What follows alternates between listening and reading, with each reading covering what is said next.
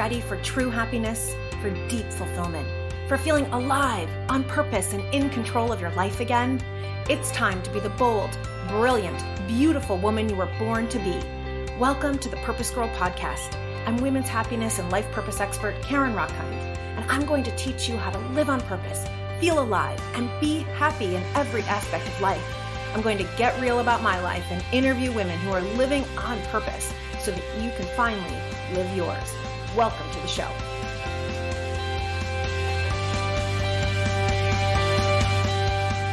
Hello, Purpose Girls. So a few years ago, Josh and I were at our cake tasting, right before our wedding. And while I'm tasting the most delicious Sicilian pistachio cake you have ever had, I had this idea. Really, it was a knowing. I have to create a program for women in their 40s. I have to make sure that women in their 40s feel beautiful and feel alive and sexy and know their purpose and know that there's still time to go after their dreams. And this is their time. It just came to me. And I was so excited. I was like, oh my God, Josh, you have to hear this, right? As soon as we got in the car, I was just hit with this idea. Now, as excited as I was, all of a sudden the fear came. Who are you to teach that program, right? My brain started saying to me, you're not even 40 yet. You're 39. What are you thinking? You don't know anything about being in your 40s. Where are you going to find these women? Who's going to sign up? You're not going to pay for that. What do you know about running a group program? I mean, the fear and the voices were endless. But the excitement and that juicy feeling that this was something I had to do, that this was something that made me feel alive. It was like a tingling, like a knowing, like women are waiting for this. I knew I had to do it. And that was one of the moments in my life where I realized that the way to overcome fear is with courage. In fact, if there is no fear, you literally can't be courageous because courage means that you overcame fear. And I realized that the only thing that is holding me back, and really every woman I know who knows that they have purpose and is wanting to bring it out into the world and is wanting to strengthen their relationship, find love, create new movements, write a book, sing a song, get on stage, whatever it might be for you, travel the world. The only thing that is holding us back is fear. And the answer to that fear is to rise up in courage and face it.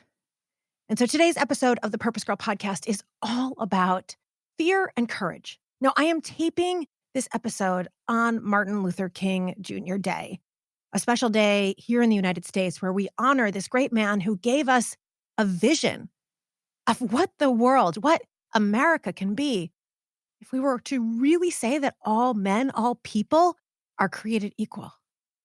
You may have heard he gave a beautiful, compelling, profound, life-changing speech that I actually read every year on Martin Luther King Jr. Day. And I'm just going to read a few sentences. He said, I have a dream that one day on the red hills of Georgia, the sons of former slaves and the sons of former slave owners will be able to sit down together at a table of brotherhood. I have a dream that my 4 little children will one day live in a nation where they will not be judged by the color of their skin, but by the content of their character. I have a dream that one day this nation will rise up and live out the true meaning of its creed.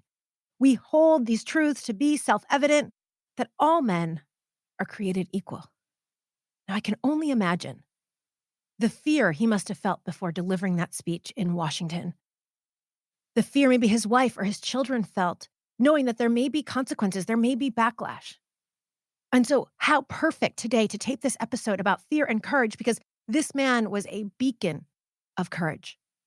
In fact, he had a sermon that he once delivered on fear and how to master it, and I'm going to share that. I'm also going to share the amazing science behind the connection between fear and excitement and how to shift your fear.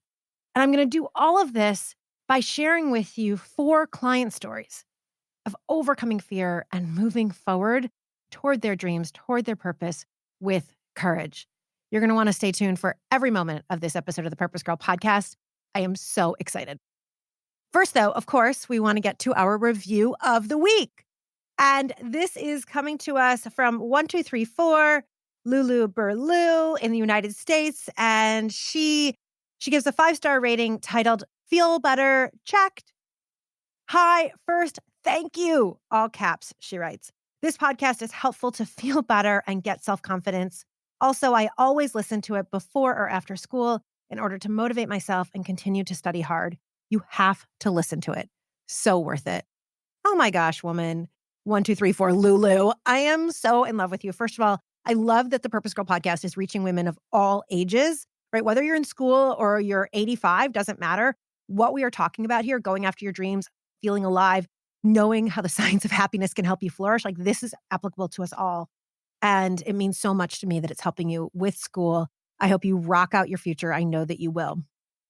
For all of you out there, you might be the next review of the week. All you have to do is pause the Purpose Girl podcast right now, head on over to Apple Podcasts or wherever you listen to the Purpose Girl podcast and write a 1-sentence or 2-sentence review. It literally takes 60 seconds and helps so much because this is how women all over the world are finding us. We have been ranked in the top 20 in self-help and mental health all over the world, from Slovenia to Canada to Mexico to Hong Kong. So it is because of your review. So thank you, thank you, thank you. And head on over right now. Okay, now I read Martin Luther King's I Have a Dream speech every year on this day. And this year, it inspired me to think, what if I were giving an I Have a Dream speech? What would that sound like? And I would encourage you to say the same, because what is so amazing about his I Have a Dream speech is that it wasn't self-serving. It wasn't like, oh, I have a dream of being a big motivational speaker or being a minister, both things that he was, or being a great father, right? All things that he was and probably were his dreams.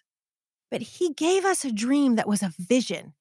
He gave us a dream that was purpose, right? Purpose is impacting the world in your unique way. It is active. And he gave us his purpose in a vision. And we all have the capacity for this kind of vision. And so it got me thinking today, what is my dream? And here it is.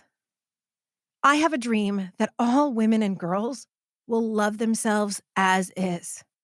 I have a dream that all women and girls will find their bodies beautiful and will uplift each other and find each other beautiful and support one another no matter what. I have a dream that all women will know their worth and will go after their dreams even if they are afraid. I have a dream that all women will take the risks, big or small, necessary to live the purpose that they were born to live. Because women's influence on children, women's influence on households, women's influence on society and the economy, if women are living their purpose, the world will change. So when women speak their voice, women believe in themselves, women live their true purpose, that is how we will change the world one woman at a time. I have a dream that women will show their natural care for others, their desire to make a difference, their fierce passion, their deep intuition, their ability to connect and create community, all to living their purpose. And that when they do, their children's lives will be changed, their families will be changed, their neighbors will be changed, their communities will be changed, we collectively will be changed. And that's my dream. Whew. Now you know why I'm so passionate about women living their purpose. I really believe it is the answer to changing this world. And let's be honest, the world is in a lot of chaos right now. There is a lot of hatred. There is a lot of other, right? That person is not like me. And this is where I think women could come in. There's a lot of greed. And we like our money too as women. We like to be affluent and abundant. And women naturally want to care and nurture others. Women naturally are statistically better at communication and connection. And so women living their purpose really is how we will change the world. Now, for me to realize my dream, you need to get over your fear, right? Not to make it about me, but like, I want this for you because then you will be happier, right? I should add to my I Have a Dream speech. I will add it right now. I have a dream that every single woman will be her happiest self and will feel fully alive and will be living a life that lifts her up and makes her feel like she is radiant, makes her feel like a queen, and she will shine brightly. I have that dream that you will feel that way. And so for me to realize my dream, women have to get over the fear. Now, I know that the fear is real because the fear is real for me every day, right? Some people think I'm fearless. I get asked this all the time. How can I become fearless like you? And the answer is, there is no such thing as fearless. If I met someone who said that they were fearless, I wouldn't believe them. I wouldn't believe them because fear is not inherently bad. Fear can help you. I give this example all the time. If you are walking alone at night and someone starts chasing you, I want fear to kick in because that is going to make you flee. It's going to make you run. I want fear to have a healthy place in your life and in my life. What we don't want is for fear to take over in a place where it no longer serves us. And this is why I want to share with you 4 client stories. Hopefully one of them or more will resonate with you so that you can hear what these women were all facing, what we talked about, and how they shifted their fear into courage. So let me first tell you about one of my clients. We'll call her Jay. In doing our purpose work together, she realized that she wanted to go back to law school, but she had been out of school for years, right? And she did not let this stop her. Okay, I'm going to apply. I got this. Well, as she started going to interviews, everyone else in the waiting rooms were like 21 years old. We're wearing these Harvard suits, right? They were like really kind of intimidating. She's looking around and she's thinking, I haven't been in school in a long time. The last time I was in school, I did not get stellar grades. These people probably have better test scores, LSAT scores than I do. And the fear started to take over. And so she and I sat down and I asked her, and how many of them are you? She's like, oh, yeah, I know. I said, no, we're going to go over this step by step. So what I wanted to do with her was to help her see her uniqueness and how her uniqueness, her true purpose, was the ticket to being accepted to law school. Not how long ago she went to college, not her test scores, though of course some schools won't even look at you based on certain scores.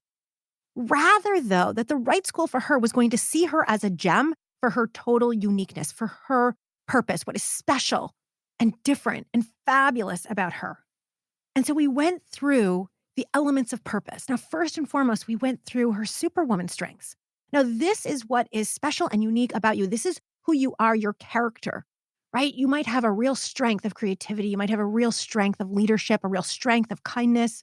You might have a real strength in your ability to appreciate beauty, or real strength in being an achiever, or somebody who's really great at gathering input, someone who's really positive, someone who can win other people over. Like, these are incredible superwoman strengths. So we began with strengths and we listed out her strengths. Now, there are a number of ways you can take different assessments to figure out your strengths. We can ask people who love her, who love you, what your strengths are. I've done this with all of my clients. We come up with themes. And as we narrowed in on her superwoman strengths, I said, now, how many people in the world do you think have your exact strengths? She's like, I don't know, probably a bunch. Well, not so. According to Gallup, which is the organization that created StrengthsFinder 2.0, is really the leading authority on leadership engagement and company engagement and how to really employ strengths at work. There is a 1 in 33 million chance that someone has the exact same top 5 strengths as you. 1 in 33 million. Okay. So I said to Jay, now, how many of those 1 in 33 million do you think are also applying to law school right now, applying to the same schools as you? Now, of course, it was like a preposterous question because probably none. But we narrowed it in. She said, all right, well, maybe like 20% of the people applying have my top 5 strengths. All right, fine. I don't even know if statistically that's possible, but we went with it. The next is I said, and what about your talents, right? So we narrowed in, talents are what you do well. So we narrowed really into her skills and the skills that she has that she does exceptionally well, right? That which she has honed. She is so good at communicating. She is exceptionally good at negotiating and influencing other people. She has exceptional public speech. She has a real talent in writing. So we went through her talents, right? This is what you do well. And I said, okay, so of that 20% of people applying to law school who have your exact strengths, how many of them do you think also have your talents? Your exact talents, right? Because keep in mind that while you may be really great with numbers, someone else is going to be really great with writing. Or while you're really great at design and art, someone else is going to be really great at coaching or managing people. So we each have different talents and skills. So she's, oh, I don't know, maybe like 20% of the 20%. Okay, now we're getting somewhere. So very few people have your exact strengths and talents. So then we went over her passions, right? These are the elements of purpose. We went over her passions, like what really fires her up, what gets her excited. And she has a passion for serving the underserved, for promoting people who are underserved. She's particularly interested in helping people who have been marginalized in our society, whether that is LGBTQ, whether that is women who are having abortions and reproductive rights, whether that is people of color, people who are marginalized, and she wants to see them shine and thrive. And so I said, okay, of the 20% of the 20%, you get where I'm going with this, right? How many have your passions? We narrowed it down. Tiny, tiny, tiny percent. And then the last piece, getting to her purpose, is her life experiences that have given her the exact wisdom that she has to share with other people, the exact wisdom that she wants to share as a lawyer. And how many people have her life experience? Her brother died of cancer when she was just a little girl and needed to raise herself. Now, how many of the other people applying to law school have that story, plus have her exact strengths and talents and passions? She has been through so much. And how many people have her exact story? Of course, none. So as we went through this, she was like, you know what? You're right. Like, I'm badass. I am awesome. I have a great story to tell. I know exactly who I am. And so she repeated back to me her story of what she was going to say in her law school interviews and why she was so awesome. It empowered her to move through the fear. So here's the deal, Purpose Girls. Your purpose is the answer to everything, okay? It is more powerful than any tactic you will learn from any guru out there. So if you are online and you are wanting to put your purpose in the world, you're wanting to start a business, you're wanting to write a book, and people say, I made $10 million in 1 month using Pinterest. Okay, Pinterest might be awesome. Yay, Pinterest. But that is not the answer. The answer is your clarity of purpose and your knowing that this is what you are here for and that you are uniquely you. And that because you are uniquely you, you are needed. And that is what to come back to over and over and over again, to shift out of fear and into action forward. Because then you can start thinking, who are the people who need my exact message? Who are the people who need my exact purpose? And you can shift from fear into courage. Now, this applies even if it's not purpose of work, right? Purpose with your kids. One of my clients was in an abusive marriage. And as she got clear on who she is, she needed to make change because of her little kids who are around 3 years old. Your purpose is the answer. Now, here's the cool thing. Researcher Kelly McGonigal, who is a world-renowned psychologist, incredible, so passionate woman, I highly recommend you look her up. She identifies that how we respond to stress is really up to us. That if we see stress as a bad thing, our blood vessels will constrict, it will feel bad. But if we see stress as meaning that we care, oh, this is something I care about, then it can actually activate strength. It can activate courage. Now, that is super cool. How you see it will actually have a difference in your body, which gets me to a second client story I want to share with you. We'll call her Kay. I guess I'm using initials today, okay? So Kay came to me because she wanted to switch industries, right? She has been in her industry for 15 or 20 years. She's done exceptionally well in it, but it's never really made her feel alive. When she was a little girl, she felt kind of like the ugly duckling. She never felt pretty enough. She never felt she was special enough. And so on her own, she started playing with makeup. She started wearing red lipstick. She started playing with wearing leopard prints and different ways of feeling beautiful. She has real icons that she looks up to in terms of beauty and fashion. And she knew and she felt like beauty, really feeling beautiful, made her confident in her job, made her confident to find her amazing husband who worships and adores her, makes her more confident as a mom.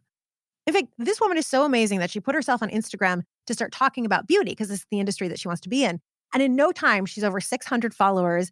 A couple of companies have contacted her to wear their items because she continuously puts out the message that beauty matters. And she came to me, how do I shift into this industry, right? So with her, we did a number of exercises, just like I do with all my clients. And we also did strengths. Now, I want to tell you this story of strengths from a little different perspective. With her, we looked at each strength and we reviewed it to say, with each of your strengths, how has that helped you in your career? Tell me a story of when that strength got you customers, when that strength helped your team because she managed a large team, a time when that strength brought people together in a meeting or in a presentation, to do something fantastic and creative together? Tell me a time when. She was so afraid that her background wouldn't translate into the new industry. So by digging into each strength and really coming up with the stories, these stories were applicable no matter what industry, right? It happened to be in the industry that she was in, but what is not applicable about using a strength in order to sell more? What is not applicable about using a strength in order to increase customer satisfaction? The story of bringing people together in a meeting to come up with a plan when the other plan failed, I mean, that is applicable no matter what business, no matter what industry she is in. And this became the foundation of her going out into interviews and rocking it. Because beauty is her thing, we also did a deep dive into the feminine and what is beauty to her, and looking at her icons and what do those icons tell her about beauty and about feeling sensual and feeling sexual. You might think, well, how does feeling sexy have to do with switching industries? But she acknowledged that as brilliant as she was and the beauty she felt by putting on the lipstick, she didn't have that deeper self-love, that deeper connection with her own sensuality. Now, if you want to go into beauty, that is very sensual industry. Now, I'm not saying it's sexual, but sensual in terms of colors, in terms of textures and feel, in terms of, visual. There's a lot of senses there. And what customers want is to be able to look at someone who is helping them and get their sense that this is a woman who is confident and she is in her body and she is sensual. And so as we did this work, she started to feel more pleasure in her life, started dedicating more time to joy, started feeling more alive. She felt so empowered going to a job interview last week that the person she was interviewing with recommended her for a higher job, right? Not the job she was applying for, a higher job in the company. So let's look at what she did there to shift her fear into courage. 2 things. 1, massive self-love, massive knowing herself, stretching beyond her comfort zone of really feeling embodied in her own beauty, in her own sense of pleasure, really rounding out. She had it in her head, the business in her head. This is what I'm good at. This is what I can do, but embodying it. Also getting facts. Now, here's the thing. Fear hates facts, okay? Because fear is making up its own facts. Let me repeat that. Fear makes up its own facts. So when I had the idea for the program for women in their 40s, what has become the Empowered program and is for all ages now, but when I had that idea, fear told me that I couldn't do it, that I wasn't capable. It told me a story that because I was 39 and not 40, I didn't know anything. So fear made up its own facts. So fear cannot live with truth.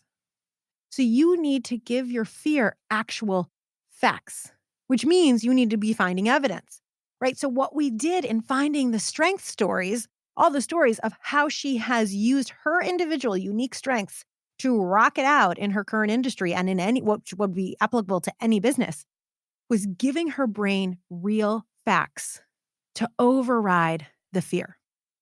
It's a brilliant, beautiful way of shifting from fear into courage. In fact, as we did this work, she started shifting from fear or anxiety into excitement. And here's the cool thing. According to researchers, the bodily response of fear and excitement are exactly the same in your body. Think about this.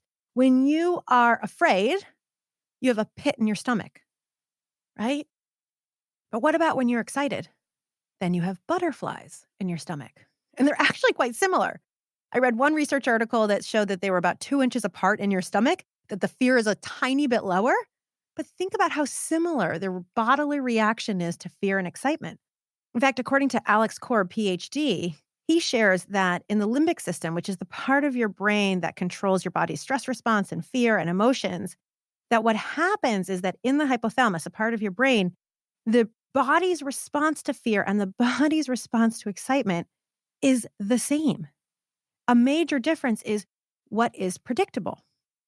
So this is why if you're watching a scary movie, it's predictable that you're going to be afraid. So then it feels more like excitement. But when you were going to go ask for the promotion or when you're going to go give the presentation to the board of directors, or when you are going to start your purpose business. You have that fear. The opportunity is to see it as excitement.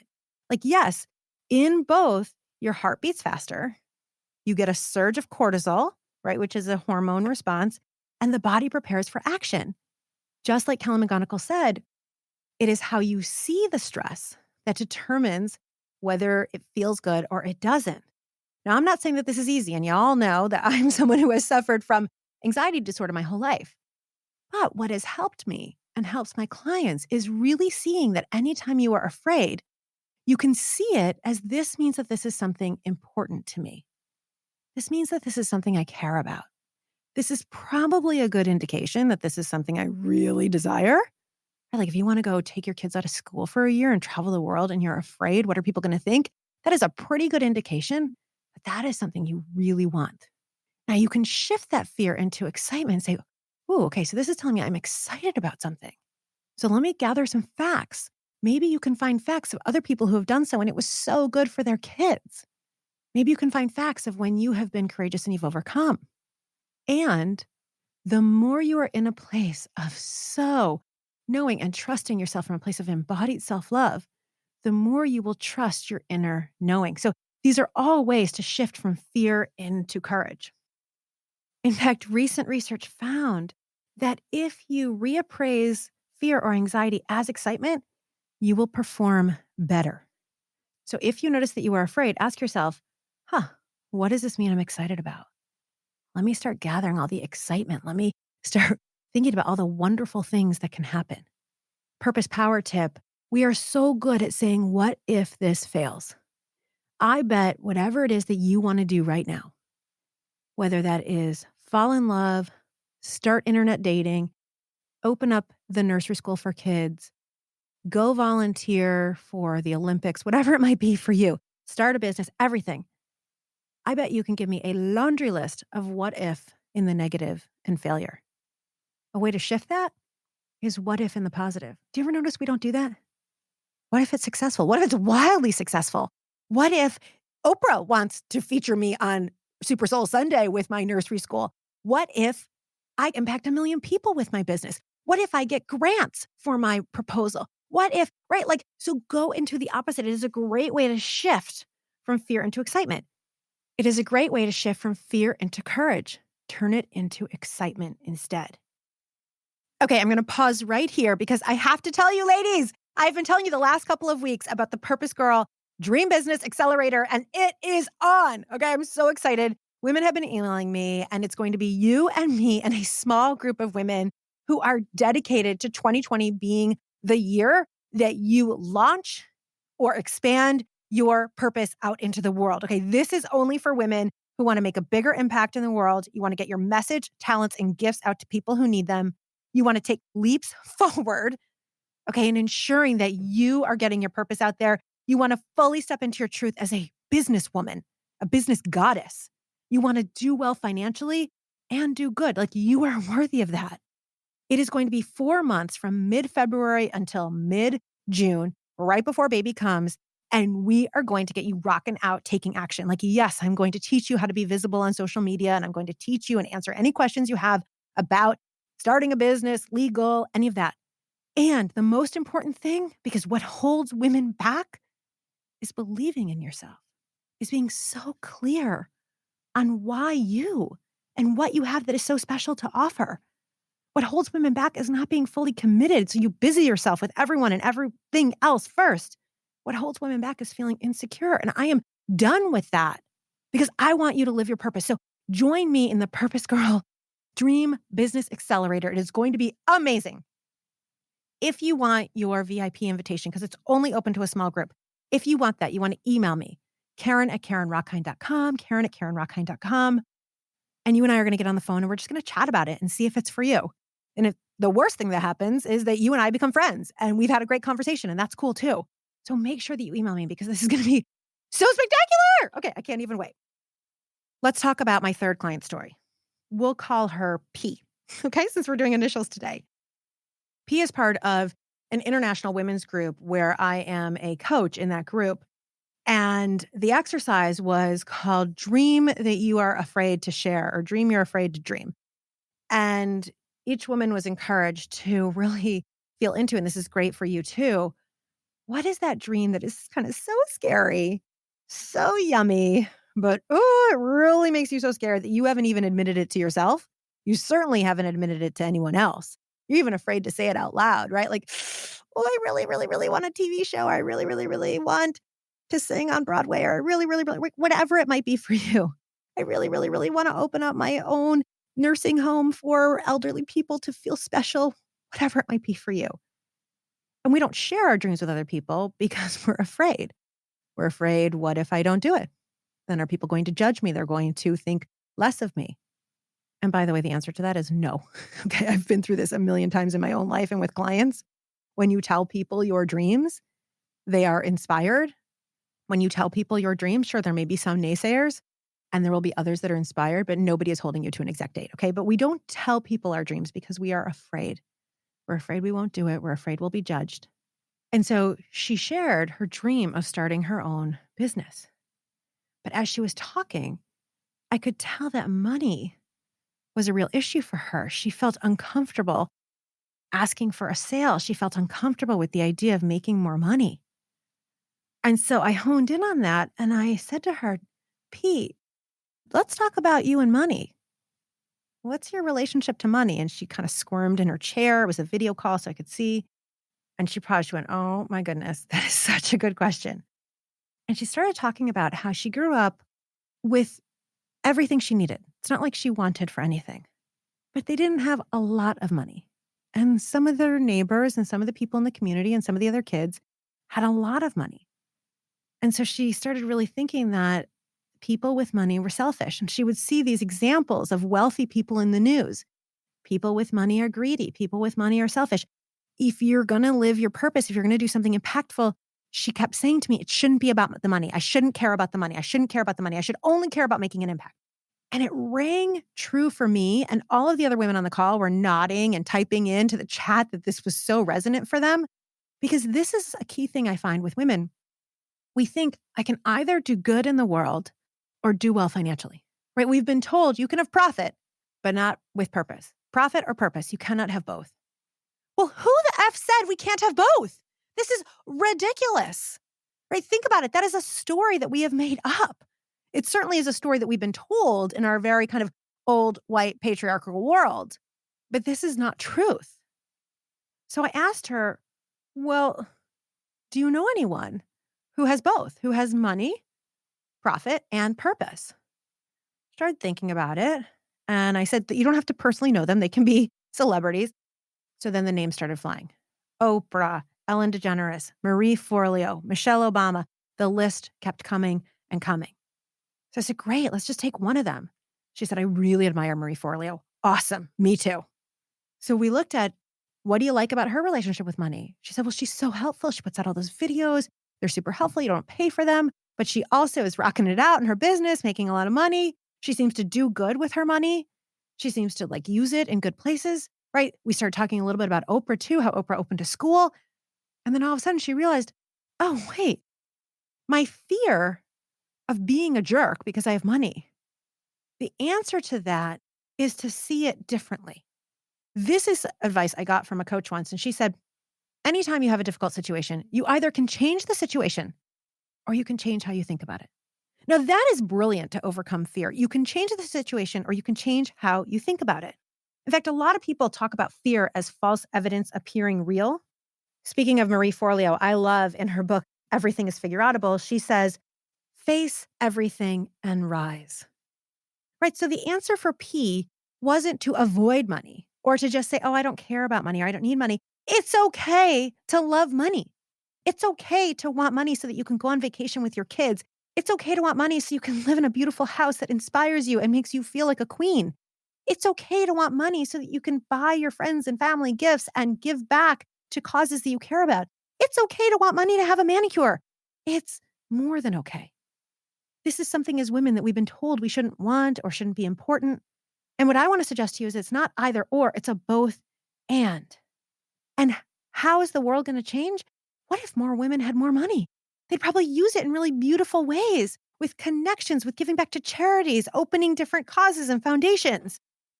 Women having money would be a beautiful thing, especially because women are still the major caretakers of the home and kids. So this can only be a good thing, but we have to change our money story. And so I asked her, what kind of relationship do you want with money?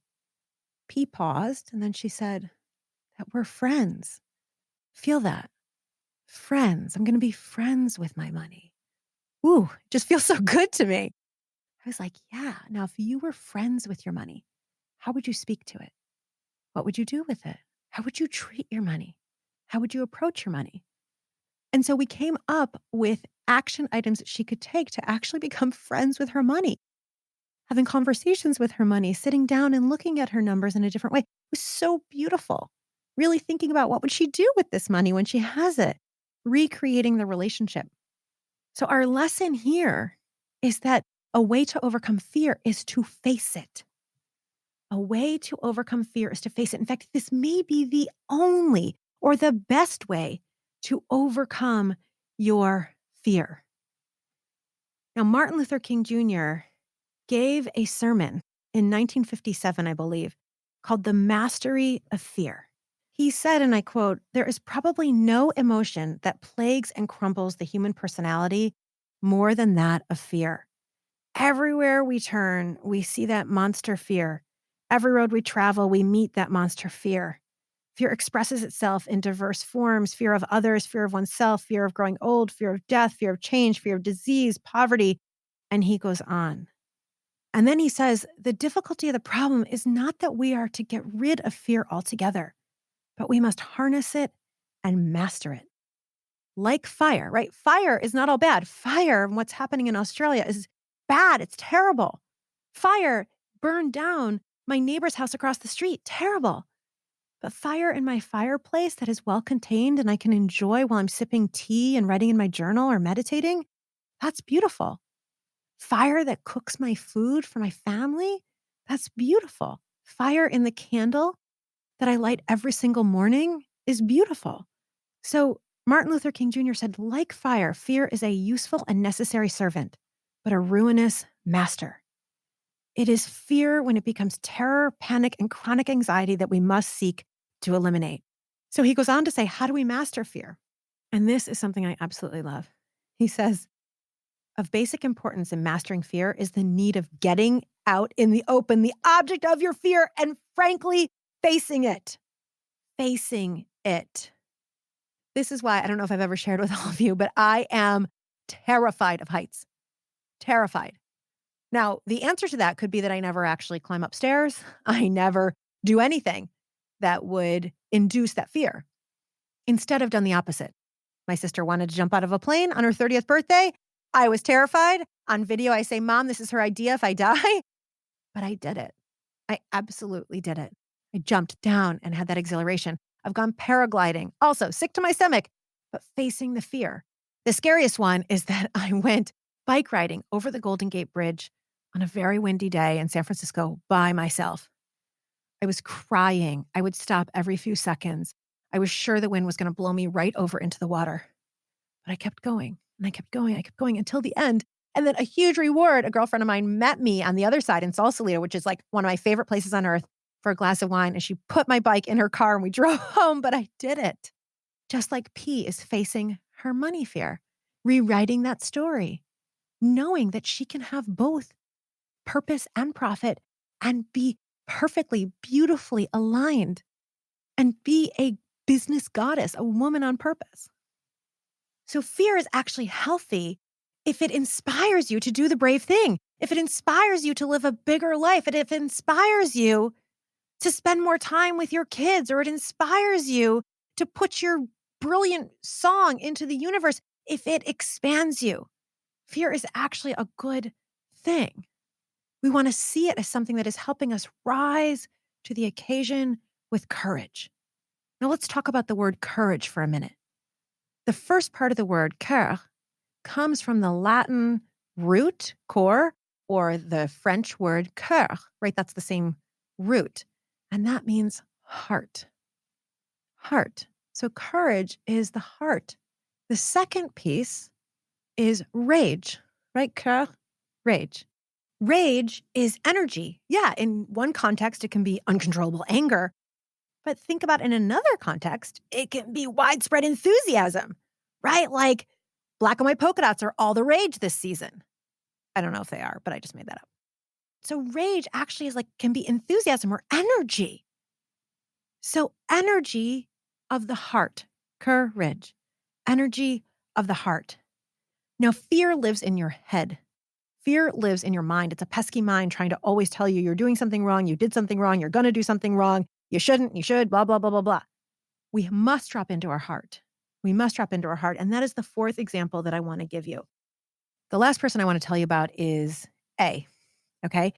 A and I started working together because she knew she wanted to go after her purpose, but didn't know what her purpose was.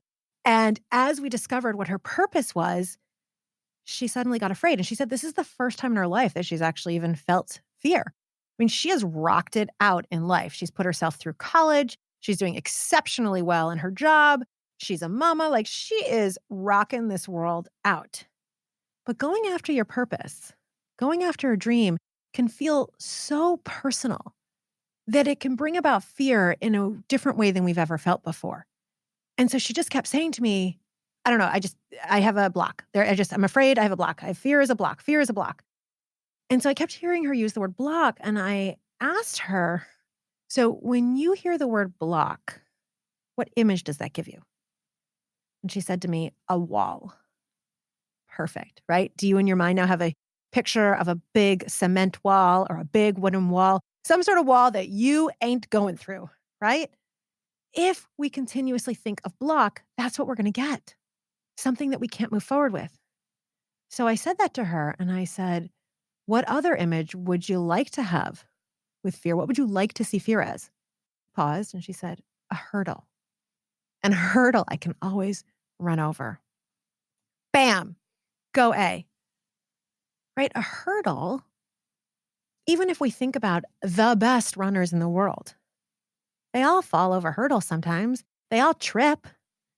But then they get back up and they keep running. Maybe they learned, I've got to practice more. Maybe they learned, I've got to try a different kind of shoe. They learn and then they keep going. Because she's a mama, I asked her, what would she do if her child was afraid, right? Let's say her child came to her and said, I have to do a presentation at school and everyone's going to make fun of me and they're going to laugh and I'm going to look stupid. And she started crying. What would you do then? And so A and I really got into this where I asked her to close her eyes and imagine her child being this afraid that none of the other kids would like her presentation, that they would all make fun of her. And as A was envisioning this and sharing with me what she would do, she would hug her. She would tell her, it's okay that everybody gets afraid. That she would say to her, you're going to do great and it doesn't matter what other people say. As she was really being kind and compassionate and loving and encouraging and supporting her daughter to be brave, she had tears in her eyes. And I even asked her to consider her own younger self and what that would be like.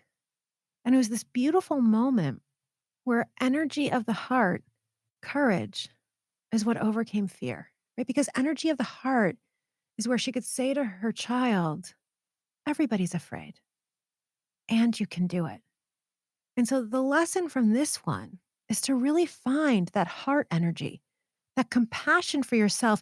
You don't have to look perfect. You don't have to have it all together. You don't have to know everything to go after your dream, to live on purpose, to go for the relationship you want, to ask for the promotion. Heck no. You have to have compassion for yourself, for your humanness. You have to be able to say, everybody gets afraid and I can still do it. You have to be able to have that deep love and belief that even if I fall down, I'm going to get back up. That's how we shift into courage. With all of this, including my own example, there is one common theme. And that common theme is taking action. Action is the antidote to fear. We must take action when we are afraid. It is truly the only answer. It might be imperfect action. It probably will be imperfect action. But let me tell you this. When you are afraid to ask for the promotion and you send the email that you'd like a meeting, you are going to feel so proud of yourself. If you are afraid to put yourself out for dating and you get together with a girlfriend and you write your profile for online, you are going to be so proud of yourself. You might still be afraid. If you are afraid of heights and you bike across the Golden Gate Bridge, you are going to be so proud of yourself. If you've been wanting to start a business and you go and you get a Squarespace account and you create one page for your business website, you are going to be so proud of yourself. If you've always wanted to have a podcast and you contact me and you say, how do you start a podcast? You are going to be so proud of yourself. Every action we take helps us overcome the fear and stand in that energy of the heart, stand in courage. Because where we need courage the most is in what lights us up the most, is in our heart, in what truly is our passion, our purpose, what we're here for, what inspires us, what lights us up. Action. And I want you to break it up into the smallest action step. You want to start a business? Send me one email that we can have a conversation about the accelerator. You want to write a book? Open up your computer and write one sentence. Even if that sentence is, I don't know what to write. You did it. You wrote a sentence. Action is where it is at. So these have been your purpose power tips for today. Each one of these client stories has a gift for us. Martin Luther King Jr. has a gift for us. There is so much opportunity. And the only way, right, the only difference between people who have dreams and actually succeed at them and the people who don't are that the people who succeed in them, they went for it even with the fear. They went for it even with the fear. And that is what I believe in you to do as well.